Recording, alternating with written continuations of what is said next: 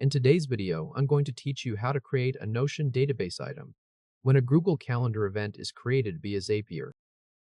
Start in Notion. I'm assuming you're already signed in, so once Notion is open, make sure you already have a database created for the incoming calendar events.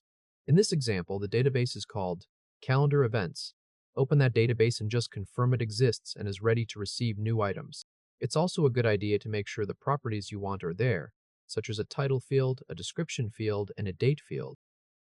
Next, check your Google Calendar. You'll want at least one existing event there so Zapier has something to pull in during testing. For this walkthrough, the event is called Team Standup. Open Google Calendar and confirm that event is visible, along with its date, time, and any description you want to bring into Notion. Now switch over to Zapier in your browser by going to zapier.com. Once you land on the dashboard, move to the top left area and click Create. From the menu that appears, choose Zaps. This opens a brand new Zap editor with an empty trigger step waiting for you. Inside the trigger step, click into the App Search field. Type Google Calendar slowly so it appears clearly on screen, then select Google Calendar from the results. After that, click the Trigger Event drop-down. From the list of available trigger events, choose New Event. This tells Zapier to watch your selected calendar and fire the automation every time a new event is created.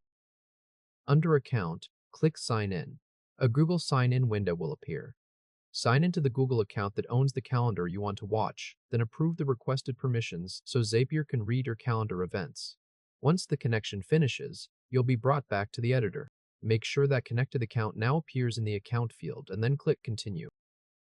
Now, open the Calendar drop-down. Choose the specific Google Calendar you want Zapier to monitor. In many cases, this will be your primary calendar. Once the correct calendar is selected, click Continue again. At this point, test the trigger. Click Test Trigger and give Zapier a moment to look through your calendar for a recent event. It should pull in a sample record. When the test data appears, review it carefully. You want to see the event title, the start and end time, and the description if one exists. This is the data that will later be mapped into Notion. If everything looks correct, click Continue with selected record. Now it's time to set up the action that creates the item in Notion. In the Action step, click the App Search field. Type Notion. Let the results load and then select Notion. After that, open the Action Event drop-down. Choose Create Data Source Item. This tells Zapier to create a new database item in your chosen Notion database whenever the trigger runs. Under Account, click Sign In. A Notion permission window will open. Sign in to your Notion account if needed, then make sure the correct workspace is selected near the top. Scroll down through the list of pages and databases Zapier can access. Find the database named Calendar Events and check the box next to it. This step is important because Zapier can only write to databases you explicitly allow. Once that database is checked, click Allow Access. Back in Zapier, click Continue. Now open the Data Source drop-down and choose Calendar Events. This connects the action to the exact database where you want each new item to be created. Next comes the field mapping, and this is where you tell Zapier exactly what data should go into each Notion property. Click into the Event Name field. Then click the Insert Data button and select Summary from the Google Calendar data. Summary is the event title, so this will place the Google Calendar event name into the Notion item title. Move down to the Description field. Click into it, then open the Insert Data menu again and choose Description from Google Calendar. That will copy over any text written in the event description. If you see an option that says Include Time with Date fields, set that to True. This makes sure the time is carried over along with the date, which is usually what you want for meetings and scheduled events.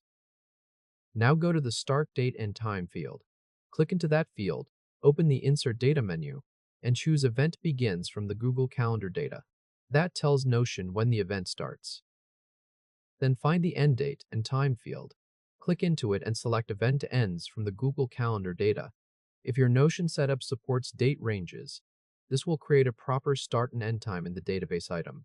If you only care about the starting time, you can leave the end field blank. But in most cases, it's better to include both. If you see fields for content or content format, you can leave those empty for this setup. They're not required for creating the database item from basic calendar data.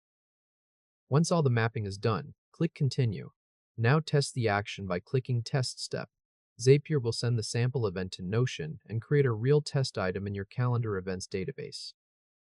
Switch back to your Notion tab and open the calendar events database. You should now see a new row or item appear.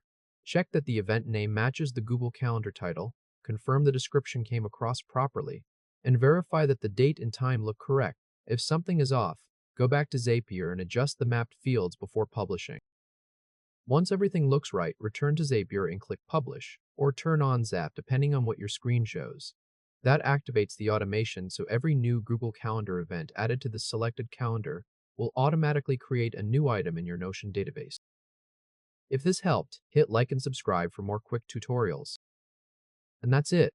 Your automation is now live. From here on out, when a new event is created in Google Calendar, Zapier will capture it and send the details straight into your Notion database, helping you keep both tools in sync without manual copy and paste.